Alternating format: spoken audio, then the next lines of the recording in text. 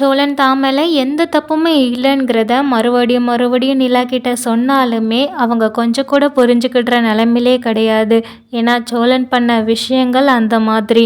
அவங்க எவ்வளோ சொன்னாலுமே மறுபடியுமே சோழன் பொய் சொல்கிறாங்கங்கிற மாதிரி தான் நம்ம நிலாவுக்கு புரியுது. நீங்கள் சொல்கிற பொய்யெல்லாமே கேட்குற நிலைமையில நான் இல்லை. என் மனசை நீங்கள் சுக்குநூறாக உடைச்சிட்டீங்க. நான் உங்கள் மேலே வச்சுருந்த நம்பிக்கையை அதை இல்லாமலே ஆக்கிட்டீங்க. இதுக்கு மேலேயும் நீங்கள் என்ன தான் என்கிட்ட எதிர்பார்க்குறீங்க? அதே மாதிரி இந்த காதல்ங்கிற வார்த்தையில் என் வாழ்க்கையை நீங்கள் கெடுத்துருக்கீங்க.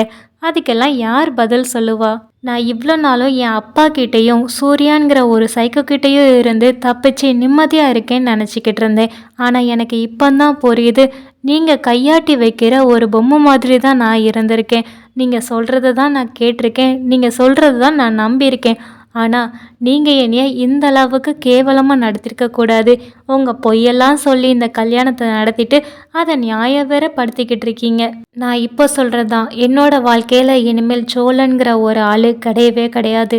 இந்த நிமிஷமே நீங்கள் செத்துட்டீங்கன்னு தான் நான் நினச்சிக்கிடுவேன். நான் நினச்சி பழகுன ஒரு சோழன் ரொம்பவே நல்லவராக தான் எனக்கு தெரிஞ்சார். ஆனால் அவரோட இன்னொரு முகத்தை பார்க்கும்போது தான் எனக்கு இவ்வளோ கேவலமாக தெரிகிறாரு. இந்த முகத்தை நான் பார்க்குறதுக்கு விரும்பவே இல்லை அப்படின்னு சொல்லிட்டு ரொம்பவே கோபமாக வீட்டுக்கு போகிறாங்க. அப்படி போகும்போது நிலாவும் சோழனும் சேர்ந்து போனவங்க வரும்போது நிலா மட்டும் வரதை எல்லாருமே கவனிக்கிறாங்க. எல்லாருமே மாறி மாறி சோழன் எங்கள் அம்மான்னு சொல்லி கேட்குறாங்க. அதுக்கு நிலாவுமே பின்னாடி தான் வராங்க அப்படின்னு கோவமாக சொல்லிட்டு உள்ளே போகிறாங்க.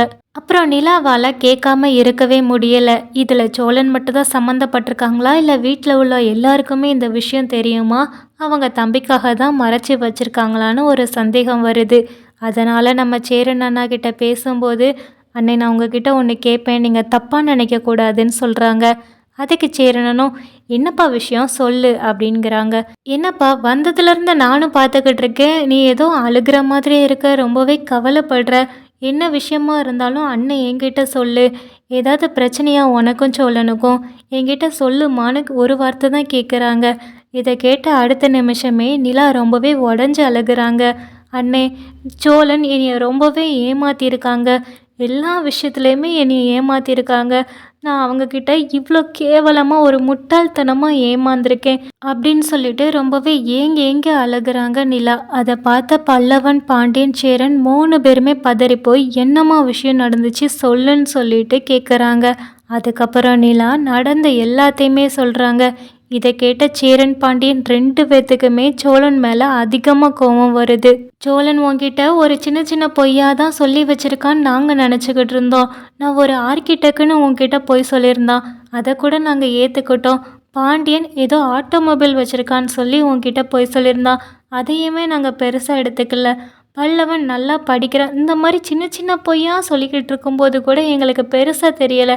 ஆனால் உன்னோட வாழ்க்கையில் இவ்வளோ தூரம் அவன் பண்ணியிருக்கான்ங்கும்போது எனக்கே ரொம்பவே கஷ்டமாக இருக்குதுமா. அவனை எங்கே, அவன் வீட்டுக்கு வரட்டும், நான் அவனை பேசிக்கிறேன் அப்படின்னு சொல்லி சேரனன் சொல்கிறாங்க. ஆமாம், எப்படிப்பா உனக்கு இதை பற்றி எல்லாமே விஷயம் தெரிய வந்ததுன்னு சொல்லி சேரனன் கேட்குறாங்க. அதுக்கு நிலா சொல்கிறாங்க, இல்லைண்ணே, நான் விவாகரத்து அப்ளை பண்ணதுமே நாங்கள் கல்யாணம் பண்ண போலீஸ் ஸ்டேஷன்லேருந்து ஃபோன் வந்துச்சு. இப்படியெல்லாம் ஃபோன் பண்ணி கேட்பாங்களான்னு என் வக்கீல்கிட்ட கேட்டேன். அவங்க அதெல்லாமே சாத்தியம் கிடையாதுங்கிற மாதிரி சொன்னாங்க. சரி, என்னதான் விஷயங்கிறத நேரில் போய் தெரிஞ்சுக்கலான்னு நான் இன்றைக்கி போலீஸ் ஸ்டேஷன் போனேன். அங்கே போனதுக்கப்புறம் தான் தெரியுது, சோழன் தான் இந்த விஷயத்த சொல்லி ஃபோன் பண்ண வச்சுருக்காங்க ஒரு போலீஸை விட்டு. அதுக்கப்புறமும் நான் அவர்கிட்ட பேசும்போது தான் தெரிஞ்சது, என்னோட கல்யாணத்தை ரெஜிஸ்டர் பண்ணது அவர் தான். அவரோட கையில் தான் என்னோட ஐடி ப்ரூஃப் எல்லாமே இருந்திருக்குது. அவர் கையில் எல்லாத்தையுமே வச்சுட்டே நம்ம இங்கே ஹாஸ்டலுக்கு அங்கங்கன்னு அலையும் போது அமைதியாகவே இருந்திருக்காரு. இப்போ இவ்வளோ விஷயத்தையும் அவர் பண்ணிட்டு ஒரே வார்த்தை, நான் உன்னைய காதலிக்கிறேன், அதனால தான் இவ்வளோ விஷயமும் பண்ணினேன்னு சொல்கிறாரு. நான் இது எதையுமே எதிர்பார்க்கலையே. நான் என்ன நினைக்கிறேன்னு கொஞ்சம் காது கொடுத்து கேட்டிருந்தா இது எதுவுமே நடந்திருக்காதே. என்னோட விருப்பம் என்னன்னு சொல்லிட்டு நான் அவர்கிட்டயே எல்லாத்தையுமே சொல்லியிருக்கேனே. நான் ஒரு வேலைக்கு போகணும், ஒரு நல்ல நிலைமைக்கு போகணும், அதுக்கப்புறம் தான் என்னோடய வாழ்க்கைங்கிறதே நான் சொல்லியிருக்கேன். அப்படி இருக்கும்போது அவர் எப்படி இதை உண்மை கல்யாணமாக நினச்சிருக்காருன்னு எனக்கு புரியலை. இல்லை அவரை மாதிரியே உள்ள ஒன்று வச்சுட்டு வெளியில் பொய் சொல்லியிருப்பேன்னு நினைக்கிறாரா? நான் சத்தியமாக அந்த மாதிரி கிடையாது. எனக்கு என்ன தோணுச்சோ நான் அது எல்லாமே அவர்கிட்ட சொல்லிட்டேன். இதுக்கு மேலே நான் எப்படி தான் அவருக்கு புரிய வைக்கன்னு எனக்கு சத்தியமாக தெரியலை.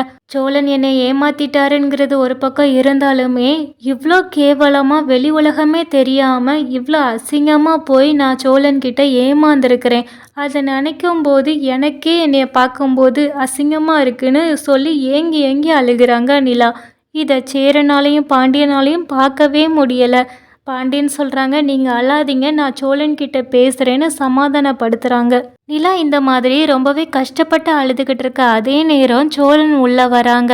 அவங்க பார்த்ததுமே நிலா கிட்ட, நிலா என்னாச்சு, எதுக்காக இப்படி அழுகிறீங்கன்னு சொல்லி சமாதானப்படுத்த போகிறாங்க. அப்போ நிலா சோழனோட கையை தட்டி விடுறாங்க. அப்போ சேரண்ணன் சோழனை பார்த்து கேட்குறாங்க, ஆமாம் நிலா சொல்கிறது எல்லாமே உண்மையான்னு சொல்லி கேட்குறாங்க.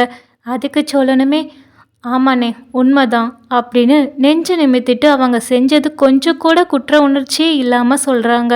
இதை கேட்ட சேரண்ணன் சோழன் கன்னத்தில் ஒரு அறை விட்டுட்டு, ஏண்டா அந்த மாதிரி பண்ண, ஒரு பொண்ணு வாழ்க்கையில் உனக்கு விளையாடுறதுக்கு வேற விஷயமே கிடையாதா? கல்யாணம் தான் அந்த பொண்ணோட வாழ்க்கையில் நீ விளையாடின விளையாட்டா?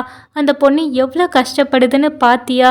உனக்கு விருப்பம் இருக்குன்னு சொல்லிட்டு அந்த பொண்ணோட வாழ்க்கையை இப்படி கேள்விக்குறியாக ஆக்கி வச்சிருக்கியே. நீ வீட்டில் தான் கொஞ்சம் நஞ்சம் பொய் சொல்லிக்கிட்டு இருப்பேன்னு நாங்கள் நினச்சோம். ஆனால் ஒரு பொண்ணோட வாழ்க்கையை கெடுக்கிற அளவுக்கு இவ்வளோ பெரிய பொய் சொல்லியிருப்பேன்னு நாங்கள் நினச்சதே கிடையாது. உன்னை நினச்சாலே எங்களுக்கெல்லாம் அருவருப்பாக இருக்குது. நீ எல்லாம் எங்கள் வீட்டில் தான் பிறந்தியா அப்படிங்கிற மாதிரி சேரண்ணன் பேசுகிறாங்க. அது மட்டும் இல்லாமல் நம்ம பாண்டியனுமே சோழனை பார்த்து, டேய் நீ ஏன்டா இந்த மாதிரிலாம் இருக்குத, நான் உன்கிட்ட எப்போவோ சொல்லியிருக்கேன், பொய் மட்டும் சொல்லாத, பொய் நம்ம வாழ்க்கையே அழிச்சிருன்னு சொல்லிட்டு அதே தானே பண்ணி வச்சிருக்கிற.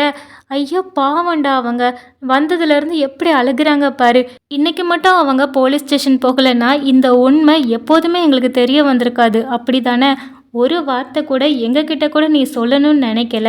எங்களையும் ஏமாத்திருக்க, அந்த பொண்ணையும் ஏமாத்திருக்க. சட்டப்படி பார்த்தா இந்த கல்யாணம் செல்லுபடியே ஆகாது. ஏன்னா நீ அந்த பொண்ணை ஏமாற்றி கல்யாணம் பண்ணியிருக்க. என்ன பாண்டி, இதான் சாக்குன்னு சொல்லிட்டு போட்டு கொடுக்குறியா? அவளுக்கு ஐடியா சொல்கிறியா? உங்கள் எல்லாருக்குமே எனக்கு கல்யாணம் ஆனது நினச்சி பொறாம, அதனால தான் இவ்வளோ பேசிக்கிட்டு இருக்கீங்கன்னு மறுபடியுமே புரிஞ்சுக்கிடாம சோழன் பேசுகிறாங்க. உன் மேலே என்னடா எங்களுக்கு பொறாம? இப்படி பொய் சொல்லி உன் வாழ்க்கையை நீயே கெடுத்துக்கிடுவ. உன்னைய நினச்சி நாங்கள் எதுக்கு பொறாமப்படணும்? இப்படி ஒரு நல்ல வாழ்க்கை கிடைச்சோம், அதை வாழ தெரியாமல் நிற்க பார்த்தியா? போயும் உன்னை நினச்சி நாங்கள் ஏன்டா பொறாமப்படணும்? நீ இந்த வீட்டில் நிற்கிறதுக்கு உனக்கு அருகதையே கிடையாது. ஒழுங்கா வீட்டில இருந்து கிளம்பு அப்படின்னு சொல்கிறாங்க. சேரனனுமே ரொம்பவே கோவப்பட்டு, நீ எல்லாம் எதுக்குடா இருக்கிற, இந்த வீட்டில இருந்து ஒளிஞ்சிரு, அப்பந்தான் வீட்டிலே நிம்மதியாக இருக்கும். ஒரு பொண்ணோட வாழ்க்கையை கெடுக்கிற அளவுக்கு போயிருக்கியே, நீ எல்லாம் உயிரோடு இருந்தா என்ன இல்லாட்டி என்னங்கிற மாதிரி வார்த்தையை விட்டுருதாங்க.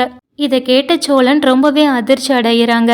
அதுக்கப்புறம் சேரண்ணன் சொல்கிறாங்க, நான் தான் ஏதோ பாவம் பண்ணியிருக்கேன்னு நினைக்கிறேன், உன்னைய நல்லபடியாக வளர்க்கலை, அதனால தான் நீ இந்த மாதிரிலாம் பண்ணியிருக்கிறேன்னு சொல்லிட்டு ரொம்பவே கவலைப்பட்டு அவங்களும் அழுகிறாங்க. இதை பார்த்த சோழன், நான் இப்போ இந்த வீட்டில் இருக்கக்கூடாது அப்படி தானே, நான் இல்லைன்னா நீங்கள் நிம்மதியாக தானே இருப்பீங்க அப்படின்னு சொல்லிட்டு சாக போகிறாங்க சோழன்.